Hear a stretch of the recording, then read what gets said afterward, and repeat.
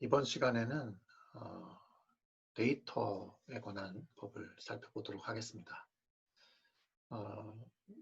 인공지능 기술은 문자 그대로 데이터를 먹고 자란다고도 할 수 있습니다. 왜냐하면 이제 오늘날의 인공지능 기술은 과거의 알고리즘에 기반한 의사결정 트리 방식보다는 물론 그것도 여전히 쓰이고 있긴 하지만 이제 기계학습에 많이 의존을 하거든요. 기계학습은 데이터가 얼마나 양질의 데이터가 얼마나 많이 있느냐에 따라서 성능이 상당히 좌우가 많이 됩니다. 그래서 너나 할 것 없이 좋은 데이터에 지금 목말라 있는 상황인데 이 데이터에 관한 법률 관계가 그다지 명확하지가 않기 때문에 이 데이터의 유통과 활용에 상당히 저해가 되고 있는 상황입니다. 이 데이터에 관한 법은 기존의 법학에서는 많이 다뤄진 부분은 아닙니다만은 그럼에도 불구하고 법이란 무엇인가 또는 이 바람직한 법의 모습은 어떠한가에 관한 그런 관점을 배우는 그런 기회가 될 수도 있을 것 같습니다. 이 데이터와 관련되어서 우리가 어떠한 법적 원리를 생각을 해본다면 첫 번째는 데이터 소유권, 데이터 오너십이라고 하는 것을 인정을 해줄 것인가 이 문제이고, 두 번째는 데이터는 활용이 되어야 하지만 또 정당한 권리자의 그 데이터에 관한 권리는 보호가 되어야 된다. 그 조화가 상당히 중요하다고 하겠습니다. 그래서 이제 과제는 법적 명확성이 우리의 과제가 되는 거죠. 데이터에 관한 권리가 명확하게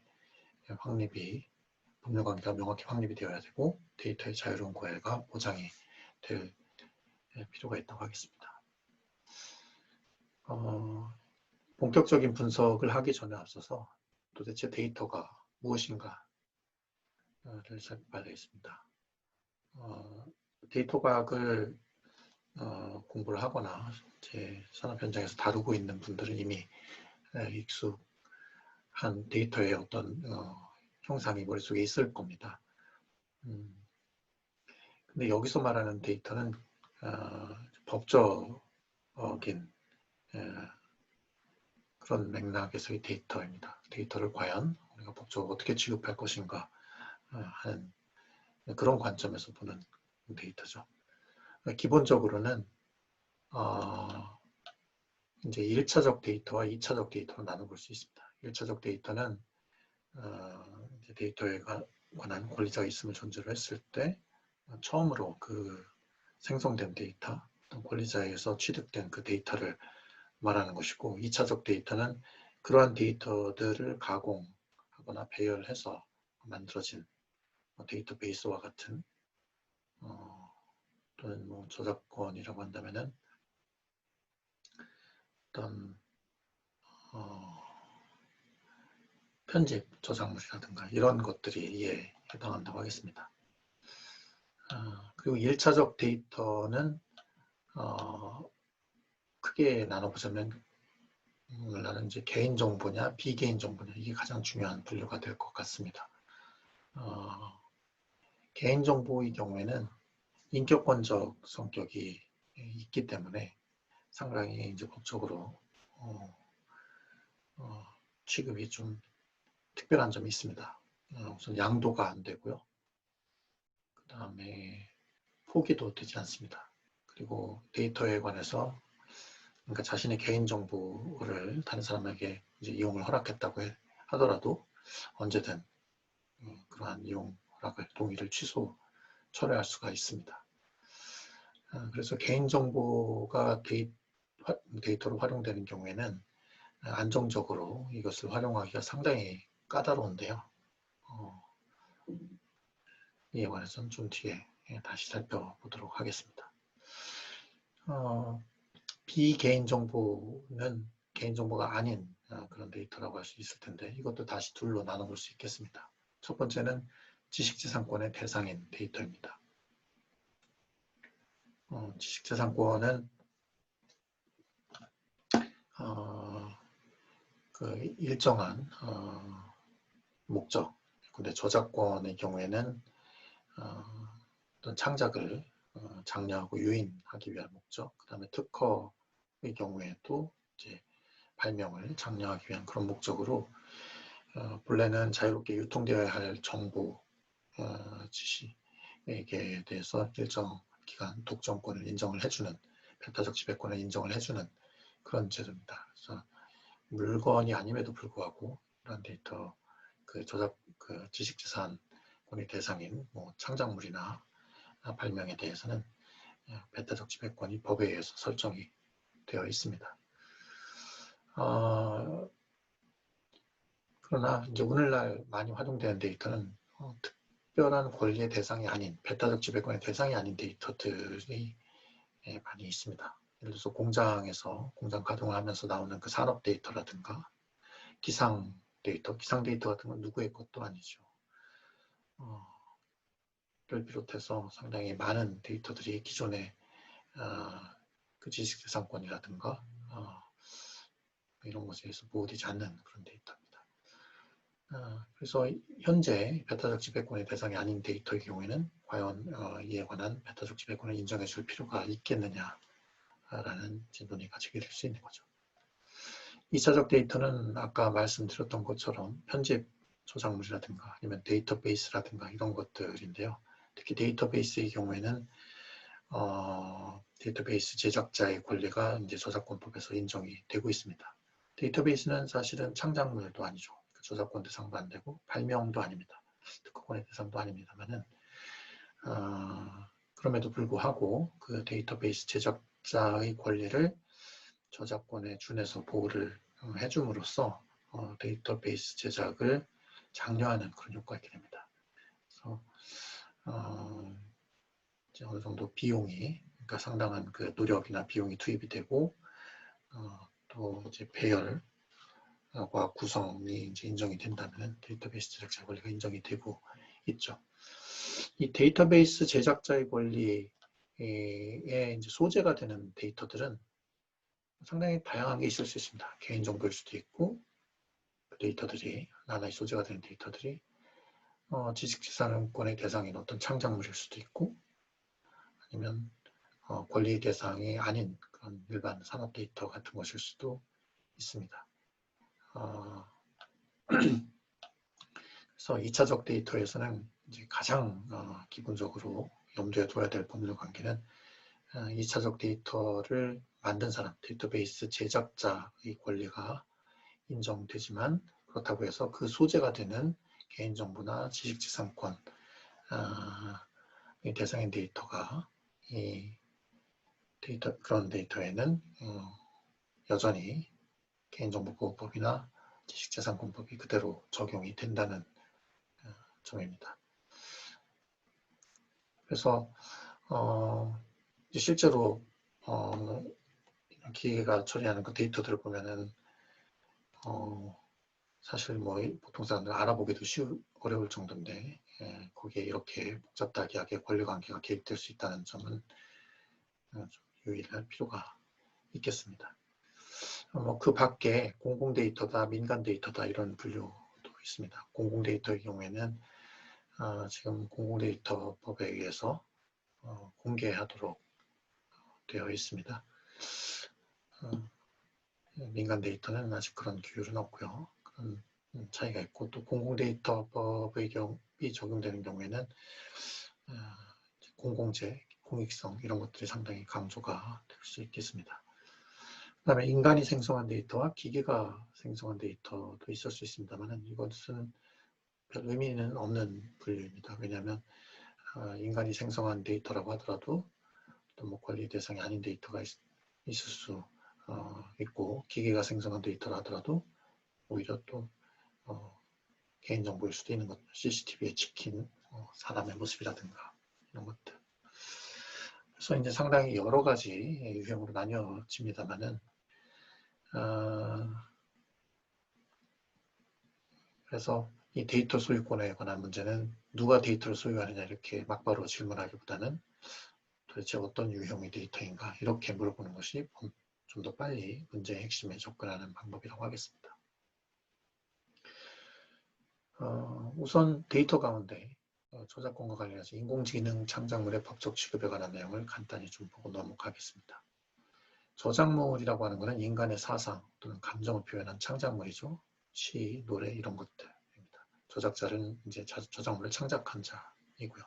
이것이 우리나라 저작권법의 이제 정의 규정입니다. 본래는 모두에게 공유되어야 할 정보에 불과한 이 저작권이 왜 보호되는가에 관해서 이제 이론들이 있는데, 오늘날 가장 많이 이제 인정받고 있는 거는 유인 이론입니다. 아까 설명드렸던 것처럼 저작권에 대해서 배타적 지배권을 인정해주면 그 저작물을 이제 팔아가지고 소득을 얻을 수도 있고 할 수가 있게 되죠. 근데 이제 저작물이 이렇게 돈이 된 거는 그렇게 뭐 오랜 역사가 있는 건 아닙니다. 과거 뭐 한 1500년대 정도까지만 해도 동양은 물론 서양에서도 이 저작권은 이제 널리 인정받는 권리가 아니었고 처음에 출판업자의 권리로 시작을 했던 거거든요. 그러던 것이 점차 이제 지식과 이제 과학기술이 발전하면서 또 인류의 이제 문예가 진행이 되고 시장 경제가 성장하면서 이 유인 이론이 제대로 작동을 하게 된 거라고 할 수 있겠죠. 두 번째 이제 저작권에 대한 배타적 지배권 인정하는 논거는 이른바 노동 이론입니다. 존 로크는 이런 식으로 표현한 적이 있습니다. 사람의 신체라고 하는 것은 불가침의 이제 신성 불가침의 어떤 인격권이죠. 근데 그렇다면 그러한 신체를 활용해서 노동을 해서 만들어낸 물건도 그 연장선상에서 신성 불가침의 재산권이 되는 것이다.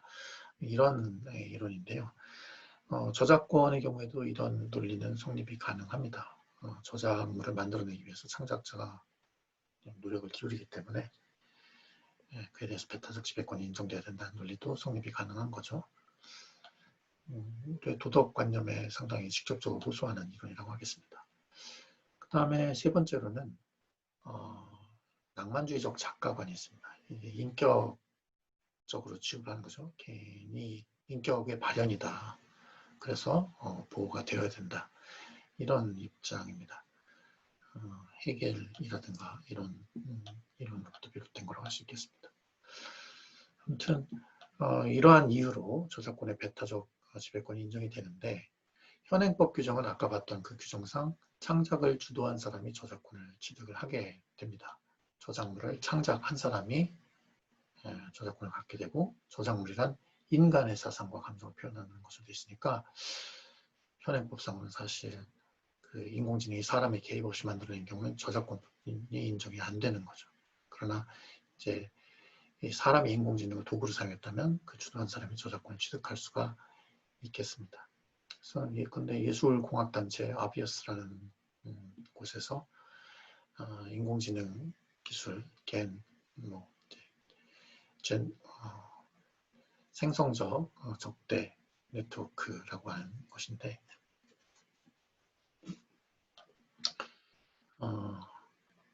Generative Adversarial Network라고 그러죠. 그래서 이런 이제 그러니까 쉽게 얘기하자면 네트워크끼리 서로 경쟁하는 겁니다. 창과 방패를 경쟁시켜서 그 더 나은 창, 더 나은 방패를 만들어내는 그런 거라고 보면 되겠습니다.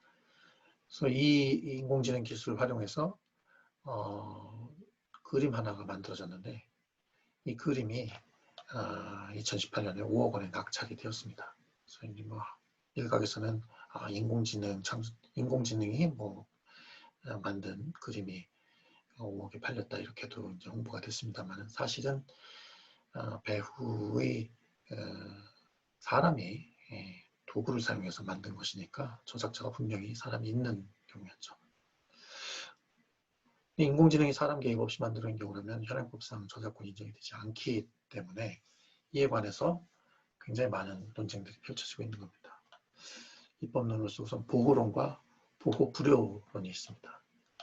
보호할 필요가 없다는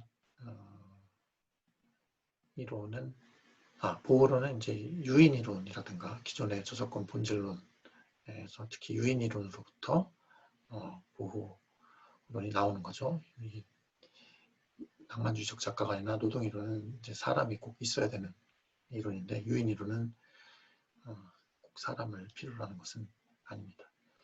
이제 그에 비해서 보호 분류론은 이 유인이론이 생각보다 이렇게 잘 작동하는 경우가 아니다라는 거죠. 오히려 인공지능 기술을 이용해서 만들어지는 저작물이 사실 뭐 사람은 그림 하나 만들어내는데 몇 날 며칠이 걸리지만 인공지능 기술을 활용하게 되면 뭐 뚝딱 그 자리에서 만들어질 정도니까요. 그래서 그렇게 많이 만들어진 인공지능 저작물의 홍수가 예상이 되는데 굳이 유인 이론이 작동할 필요가 있겠느냐라는 이야기입니다. 보호를 하자는 입장에서도 이걸 저작권으로 보호할 것인지 아니면 다른 방식으로 보호할 것인지 또 논쟁이 있습니다. 현행 영국 저작권법은 법 규정상 그 사람 개입 없이 만들어진 인공지능에 의해서 만들어진 저작물도 그 인공지능을 지배하고 있는 사람에게 저작권이 인정이 되는 그런 방식으로 법 규정이 되어 있습니다. 그러나 저작권의 인격권적 성격을 강조를 한다면 저작권에는 저작 인격권과 저작 재산권 두 가지 이제 권능들이 따라붙거든요. 공표권이라든가 이런 것들은 저작 인격권으로서 양도가 불가능합니다. 근데 이 사람이 개입하지 않았다면 인격권적 성격이 없기 때문에 저작권이라고 보기는 좀 어렵다는 그런 부정론도 있습니다. 만약에 이제 저작권이 아니라면 어떤 방식으로 보호할 것인가 이에 관해서는 그 투자를 보호하기 위한 필요, 유인이론만 지금 의미가 있는 경우니까 이 투자, 그 생성의 비용과 노력을 끌어들이기 위한 그 투자 보호 필요성에 따라서 차별적으로 보호가 이루어질 필요가 있겠다는 겁니다. 그래서 이제 나오는 제시되고 있는 해결 방안으로는 저작 인적권, 그래서 가수라든가 출연자가 이게 이제 인정되는 저작 인적권의 형식으로 보호를 하거나 아니면 이 배타적 지배권을 인정을 하는 그런 체제가 아니라 부정경쟁방지법의 방식으로 그러니까 금지 청구와 손해배상 청구만 인정을 하고 어떠한 배타적 지배권의 대상을 삼지 않는 그런 방식으로 보호하자 이런 두 가지 견해가 있는 상황입니다.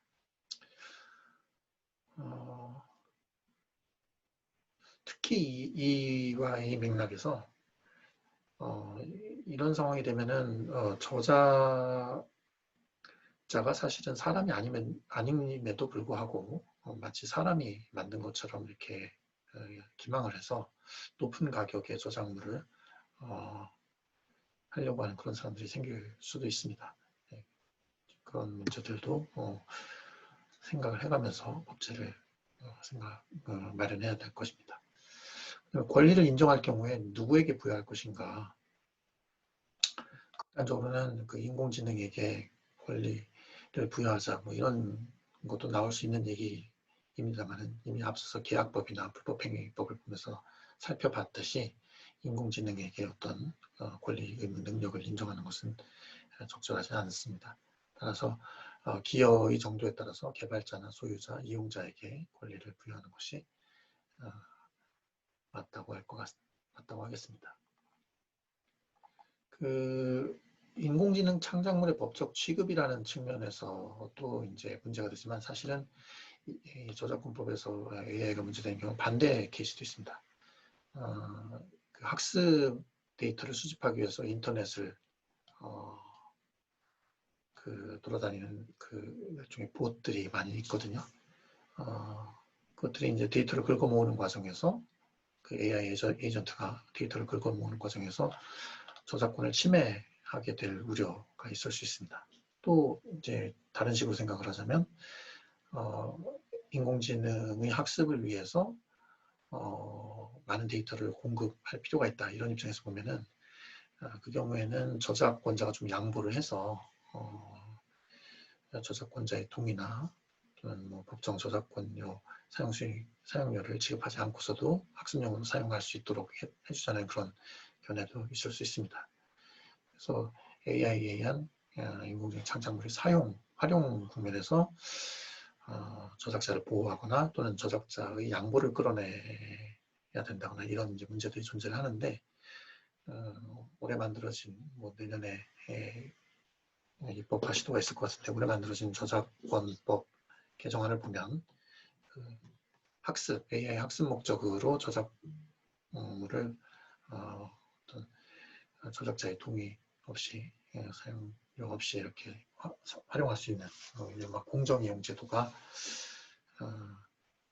도입되려고 하는 것 같습니다. 이제 법이 된다면 우리나라도 좀 상당히 이제 급진적인 그런 법제를 갖게 되는 거죠.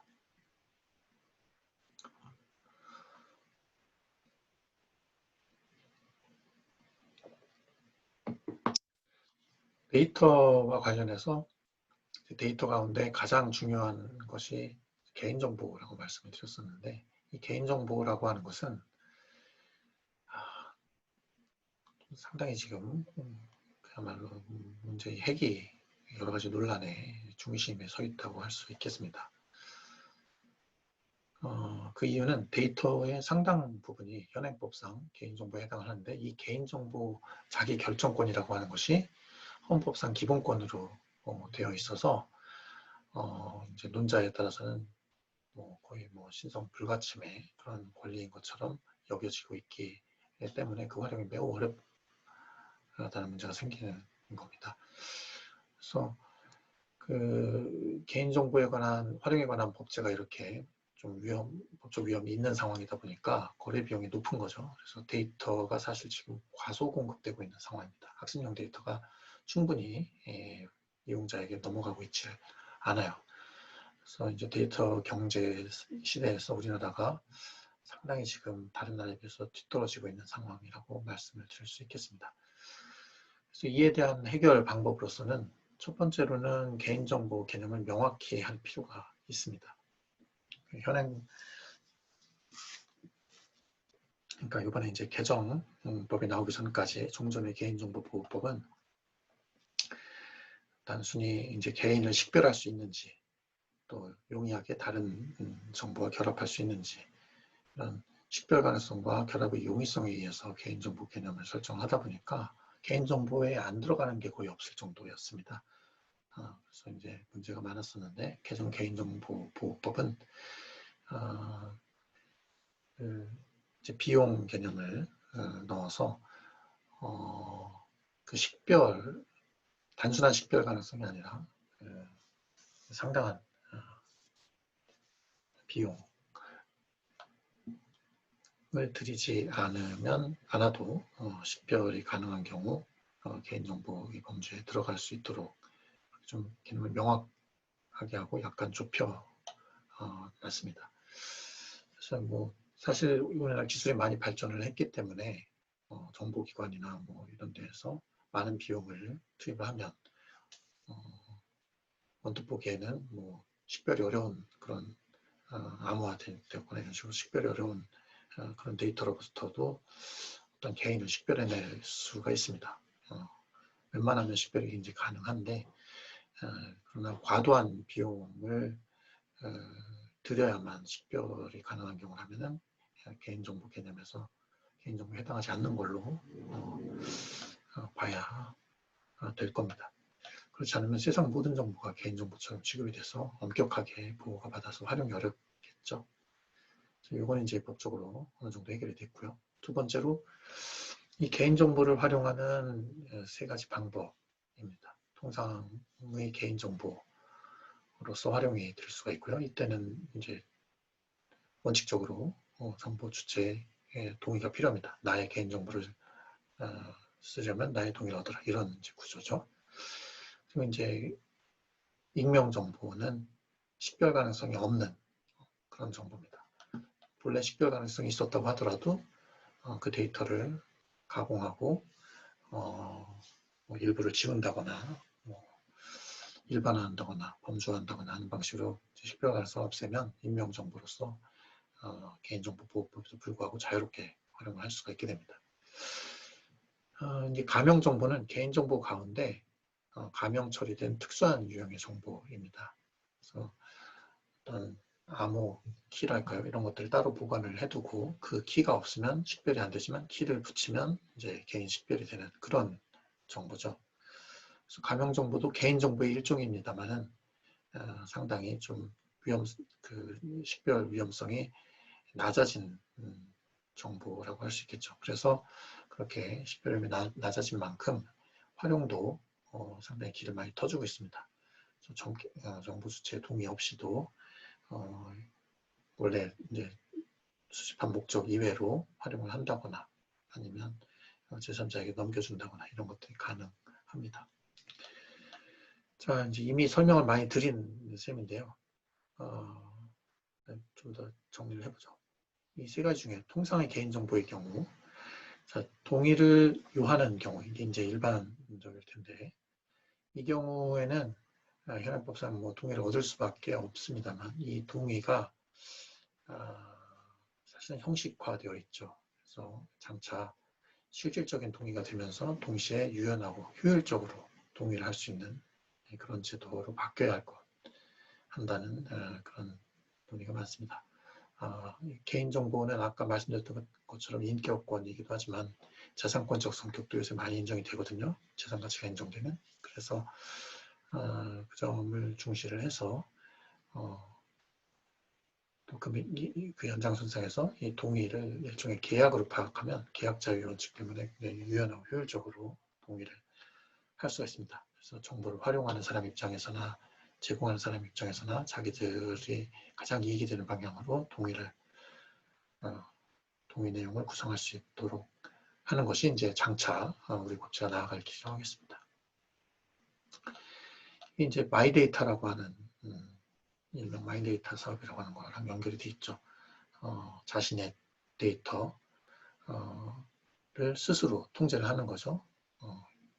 이곳저곳으로 이제 데이터를 옮겨 다니면서 그에 대한 대가를 받을 수 있도록 하는 그런 시스템. 그러나 이제 개인정보라고 하는 것이 이렇게 인격권으로서 개인에게 전속된 것이라고는 하지만 그걸 일일이 다 동의를 받아서 사용할 수 있도록 하는 것은 좀 지나친 것입니다. 뭐 미국 같은 경우는 옵트 아웃이라고 해서 동의 없이도 일단 사용할 수 있고 당사자가 정부 주체가 원하는 경우만 사용을 안 하는 그런 방식이 의도되어 있을 정도니까요. 우리 법에 의하더라도 동의 없이도 개인정보를 활용할 수 있는 경우가 법에 나와 있습니다. 예컨대 이제 정보 이용자가 자신의 정당한 이익을 위해서 동의 없이 활용할 수도 있고요. 또 계약의 이행을 위해서 사용할 수도 있습니다. 또 그 밖에 이제 법상 의무를 다하거나 긴급피난 등을 위해서도 개인정보를 쓸 수 있죠. 특히 이익형량 법리, 자신의 이용자의 정당한 이익을 위해서 개인정보 주체의 동의 없이 활용할 수 있도록 하는 법리는 현재는 사문화되어 있기는 한데 잘 그 내용을 명확히 규정하면 잘 활용될 수 있을 거라고 생각이 됩니다. 이처럼 개인정보에 관한 그 정보 주체의 권리가 제한될 수 있는 이유는 이제 근본적으로는 기본권이라고 하는 것이 절대적인 것이 아니라 공공복리 등을 위해서 법률에서 제한될 수 있는 것이라는 그런 것 때문이기도 하고 또 개인정보의 경우에 재산권적 성격이 있기 때문에 재산권은 특히나 사회기속성에 의해서 그 내용, 범위가 정해지거든요. 그런 법리에 의해서 정당화가 가능할 겁니다. 가명정보의 경우에는 2010년 개정 개인정보보호법에서 그 가명 처리를 한 그런 개인정보는 당사자의 동의가 없다 하더라도 통계나 과학적 연구, 공익적 기록 보존 목적으로 정보 주체 동의 없이 활용할 수 있도록 해놨고 또 제3자에게 제공할 수 있도록 해놨습니다. 그래서 상당히 이제 활용이 될 여지가 많고요. 많은 사람들은 여기서 말하는 과학적 연구라고 하는 것에 이제 영리적 목적을 지닌 연구도 포함된다고 보고 있어서 민간 기업에서도 상당히 관심 있게 보고 있는 부분입니다. 양립 가능성의 법리도 같이 이번에 들었는데요. 원래 개인정보는 그 이른바 목적 제한의 원칙이라고 해서 당초 수집된 목적 범위 내에서만 활용을 할 수가 있는데 그게 너무 이제 경직된 법리이기 때문에 이 개인정보보호법이 우리나라로 들어온 개인정보보호법이 발전되어 왔던 유럽에서는 GDPR이라고 해서 일반 개인정보보호법을 마련을 하면서 이 양립가능성 법리를 명시를 해놨습니다. 그래서 당초 수집 목적에 딱 들어맞는 건 아니라고 하더라도 그와 합리적으로 관련된 범위 내에서는 그 정부 주체의 추가적인 동의 없이도 활용할 수 있도록 해놨습니다. 그다음에 익명정보의 경우에는 개인정보가 더 이상 아니어서 얼마든지 활용할 수 있다고 했는데 여기서 좀 주의할 거는 기술이 발전함에 따라서 현재 기술은 익명정보에 포함된다. 개인정보가 아닌 익명정보라고 보겠지만 나중에 기술 발전에 의해서 낮은 비용으로 식별이 가능해졌다면 다시 개인정보가 될 수도 있거든요. 이런 걸 잔존 위험이라고 해서 좀 계속 주의해서 관찰할 필요가 있다고 하겠습니다.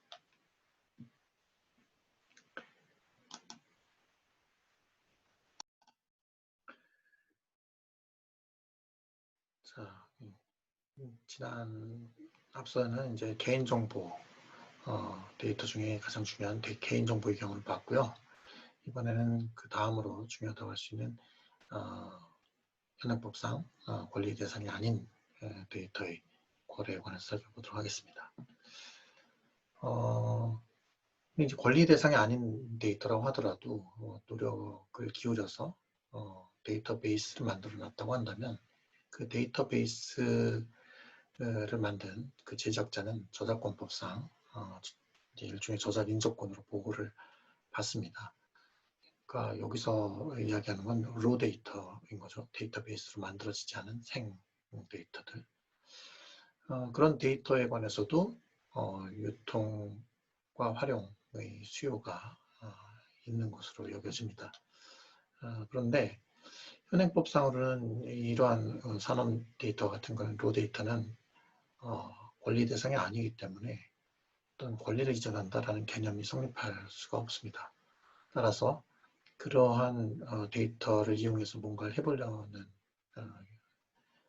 사람은 매매와 유사한 계약을 체결하고 또 데이터를 보유하고 있는 자로부터 사실상 그 데이터에 관한 지배를 받는 수밖에 없습니다. 그래놓고 이 데이터를 영업비밀로 이제 지키면서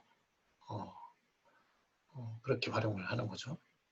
그래서 영업양도나 아니면 뭐 인수합병이나 이에 데이터 거래가 수반하는 경우가 많이 있습니다.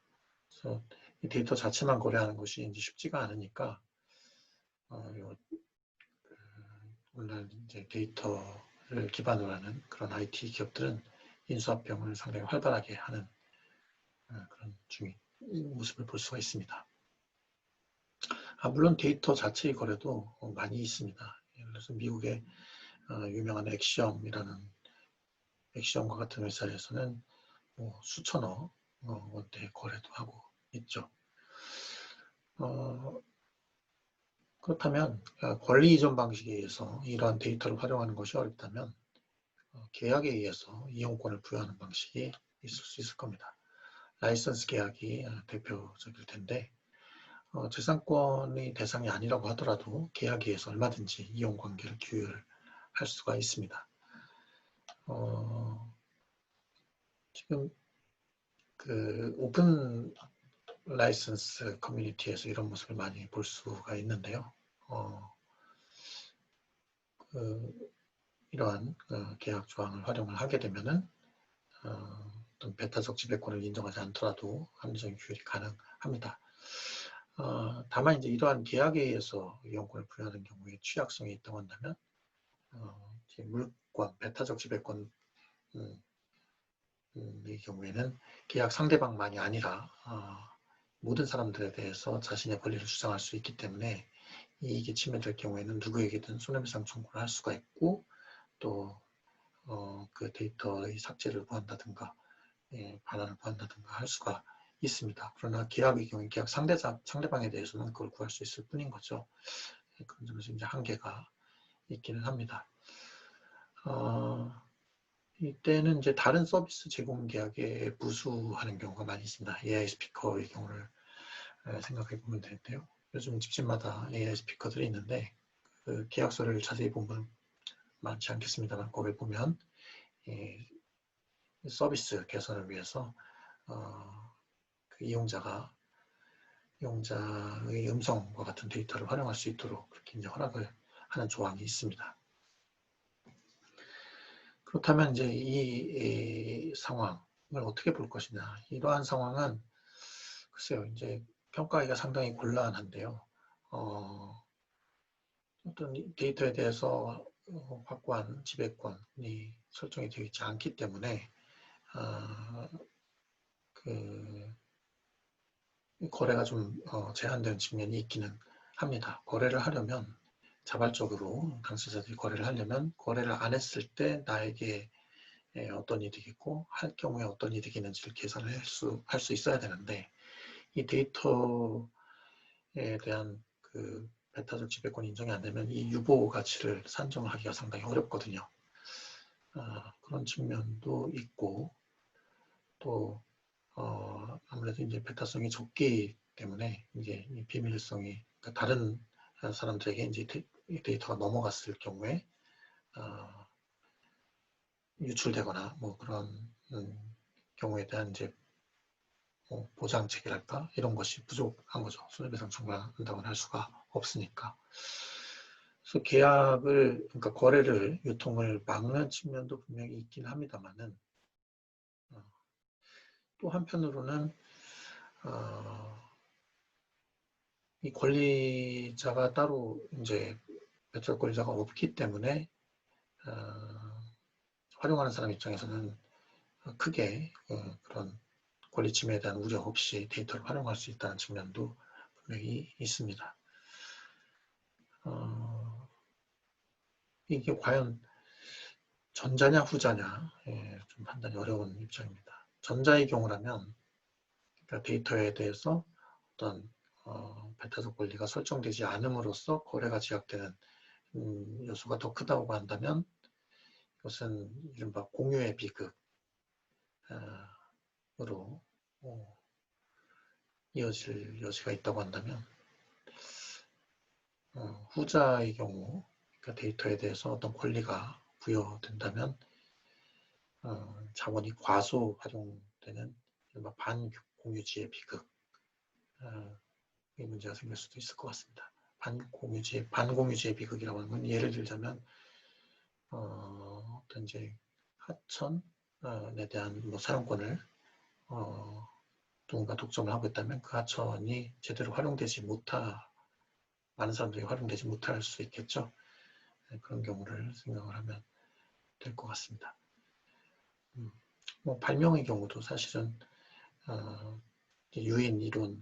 유인책을 위해서 발명 유인을 위해서 발명자에게 독점권을 인정하지만 만약에 독점이 안 된다고 하면 그 지식을 이용해서 얼마나 많은 좋은 일이 생기겠습니까? 그래서 발명이 특허권이 이제 존속기간이 다하게 되면 그때 그 특허권을 이용해서 많은 값싼 제너릭 의약품이 생기는 것을 보면 이제 알 수 있죠. 그래서 상당히 입법 정책은 까다로운 문제가 되겠습니다. 그래서 데이터에 대한 배타적 지배권 인정 여부가 지금 굉장히 관심사 중에 하나로 되어 있습니다. 그래서 2019년에는 민법 개정안이 나오기도 했었는데요. 여기에는 데이터의 물건성을 인정을 하고 물건성만 인정하는 겁니다. 데이터에서 물건을 인정한 게 아니라 데이터도 물건이다. 그런 정도 인정해 준 거고요. 그 다음에 데이터 계약을 전용 계약으로 신설을 했었습니다.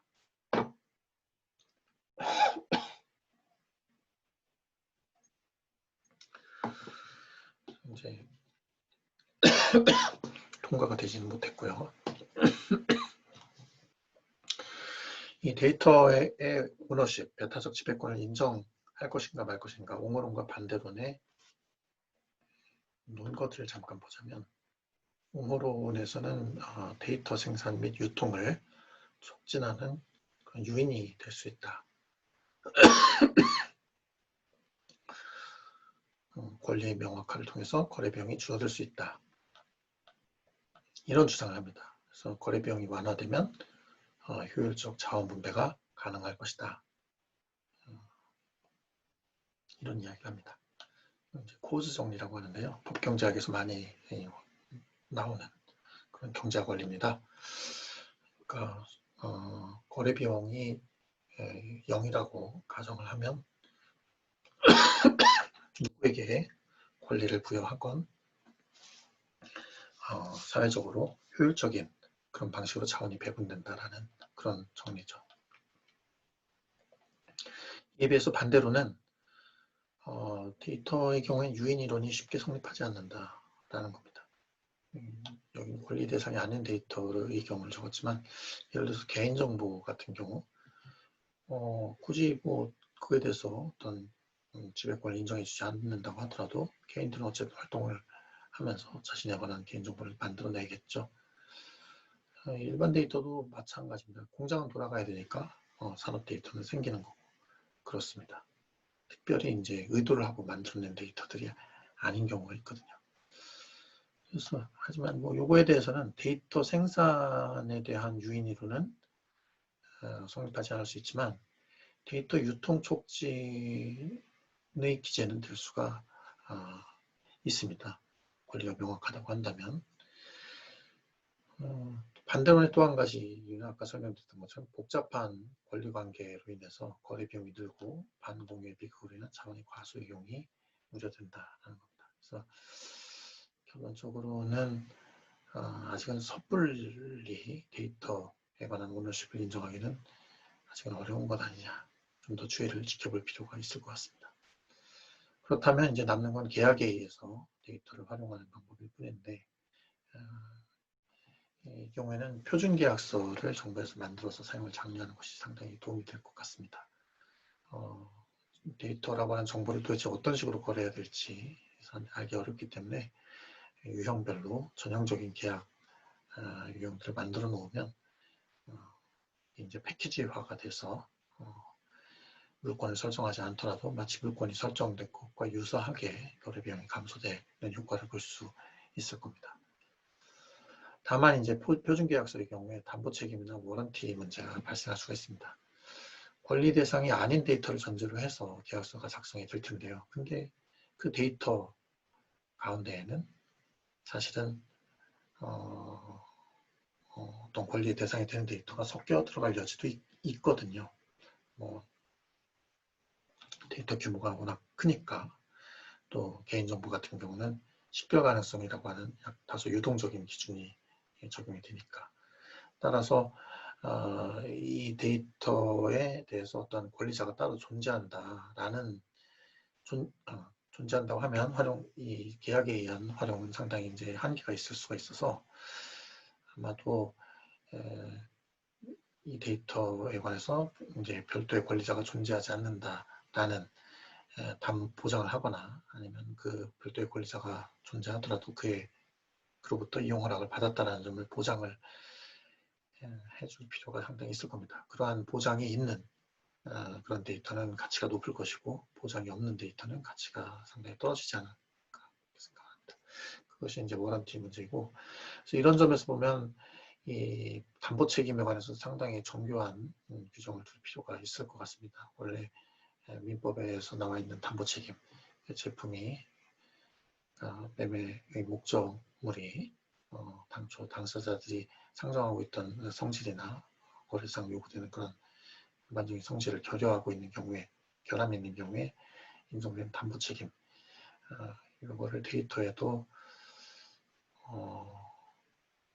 같은 수준으로 담보 책임을 인정하면 이제 거래를 상당히 저해하는 요소가 되지 않을까 하는 생각이 듭니다. 물론 담보 책임 규정은 이제 강행 규정이 아니니까 당사자가 이 담보 책임을 면책하는 그런 규정을 둠으로써 그 위험을 피해갈 수가 있겠죠. 이런 좀 상당히 열려있는 그런 상황이라고 하겠습니다.